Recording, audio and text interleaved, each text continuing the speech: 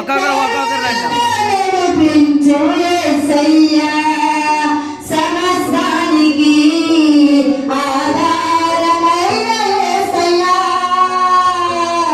కృపతో నన్ను జ్ఞాపకము చేసి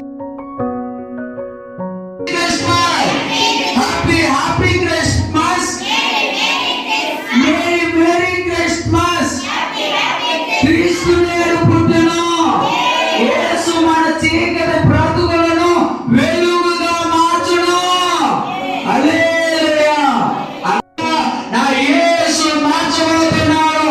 నీవు పట్టణంలో దీవించబడదు, నీవు పొలంలో దీవించబడదు.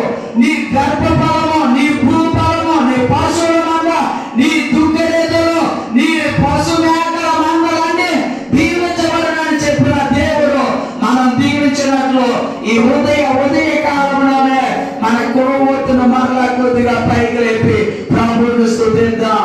యేసు క్రీస్తు మహారాజుకే, యేసు క్రీస్తు క్యాండిల్స్ అన్ని కొద్దిగా పైకి లేపుదాం. కొంచెం అందరూ కూడా చేతులు పైకి లేపండి. క్రొవ్వొత్తు చీకటిని ఎలా వెలిగించిందో నా యేసయ్య 2025 సంవత్సరంలో మన చీకటి బ్రతుకులను వెలుగుగా మార్చబోతున్నాడు.